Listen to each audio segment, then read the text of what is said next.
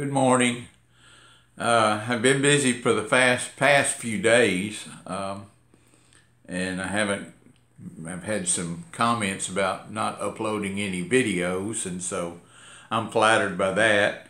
Also, we had a new wholesaler from Tennessee join us yesterday. Welcome aboard, Chris. I'm excited to see someone at least. You're a little younger than I am, but I'm glad to see a middle-aged person coming into the program. Most of the time I'm dealing with, which I love it, the younger guys that are aspiring to be in the car business. So it's good to see a more mature face around here, and I look forward to working with you and seeing you at the lot. I want to go over a couple of things this morning that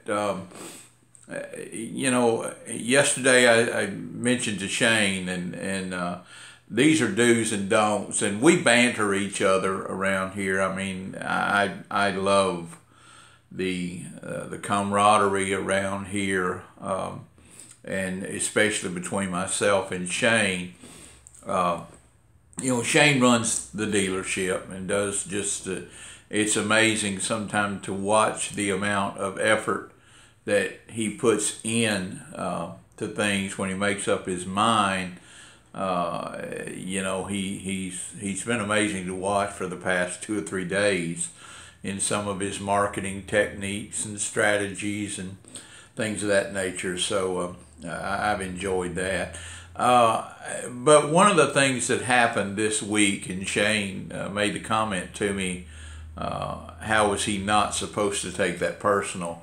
And it boils down to, I'm very superstitious in the car business. I've learned I never risk profit for me personally. When a person is coming to buy a car and they have bought that car, I don't get into a situation to where I'm extending a lot of services.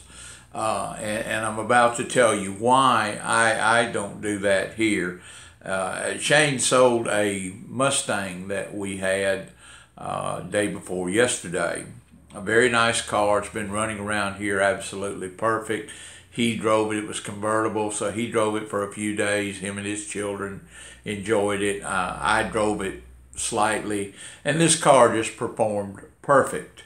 So we had a repeat customer that come by, and this customer is, like I said, repeat, and I just love repeat customers. When they come back, they see something on the lot and they come back to buy that car, and that's exactly what happened. This customer is just a great guy. I really enjoy him stopping by and looking at cars, and he often buys cars from us. And so anyway, he stopped in the other day, and we had this Mustang on the lot that he just simply fell in love with it. And Shane made a deal with him about trading for one of the cars that we had sold him back and going up with this Mustang. So the deal was finalized. The man is real, like I said, real good customer. He always does exactly what he says he's going to do. He'll pick it up the next day or whatever. And so he did that. But anyway, he built the car out, and he asked Shane about getting the car detailed. And the car needed detailed. And so Shane was really kind of in a situation where he's got to extend the service. But now let me tell you what will happen to you. It happened to us. It a lot of times doesn't fail to happen to us. I never drive sold vehicles. When I have got a customer that I've sold a car to, I stay away from that car because that's my profit. And so driving that car after you've sold it, now you're driving someone else's car. You're risking your profit, especially if they haven't paid for it. And in this particular case, Shane had told the gentleman, yes, he would detail it out. He had no other choice. He's a great customer, so he just wanted to extend the guy a service. And so I heard him on the phone. The guy was supposed to pick up the car yesterday. And so that was Thursday. And so I heard him on the phone, and he said, yeah, sure, I'll get that done for you. So he hung up the telephone, and he came into my office, and I said, well, what's going on with that? And he said, well, I told him that we get it detailed, and instead of picking it up on Thursday, he'll pick it up on Friday. And I said, well, I wish you'd have gone ahead and got him in, collected our money, got the deal back, and then we would have had it detailed for him and let him pay the detailer instead of incorporating that into the deal. And so Shane says to me, he said, is 24 hours going to kill you? And of course that shut me up. I didn't say another word.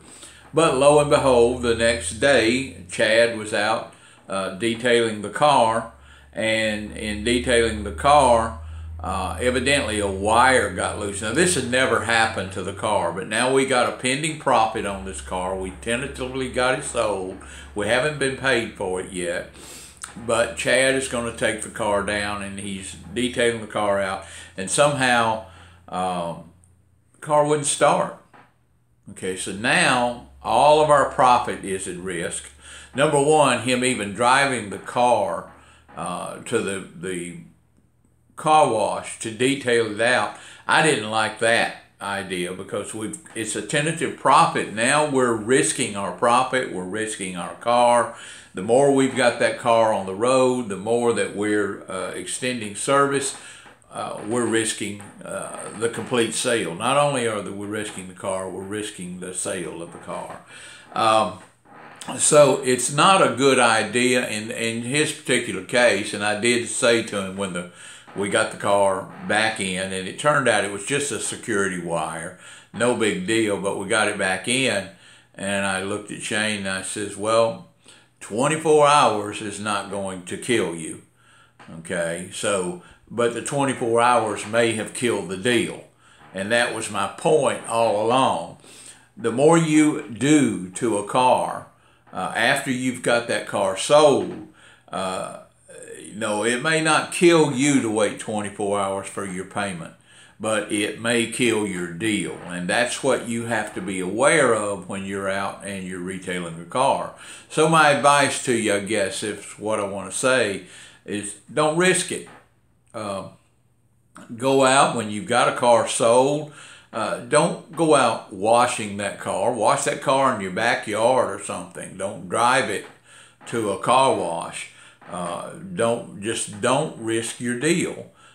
Sure, you can wait for your money if you don't risk your deal. So that was the thing that I want to put out, my superstition in the car business. I always, when I had a car sold, I put that car over to the side, sold. I stayed away from it because I've had a lot of situations where I learned in the car business that I was risking my deal if I tampered with that car after I had the deal made. So that's my advice for you today. Follow it if you will. And I've had a lot of inquiries lately, and I'm really flattered by this, but I want to say to you again, I'm going to start putting my email in the description so you can email me your questions or you leave your comments or something here.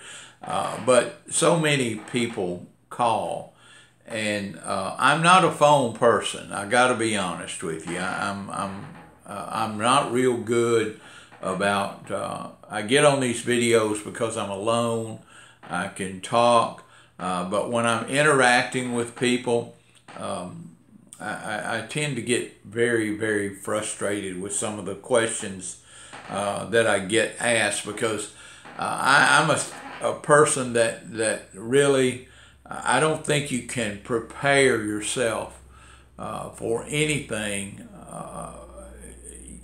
without experiencing it to a degree. I guess what I'm trying to say is so many people want to get ready. Yeah, they have these comments. Well, I'm thinking about getting into the car business. I'm thinking about that. I'm thinking about this. And really, I don't mean to sound I don't know what the word is. I'm not educated enough to know, but what you're thinking about is really I can't address all those questions. Because you're in a thinking stage. I'm in a doing stage. I am in the car business, and I didn't think about it or anything about getting into the car business.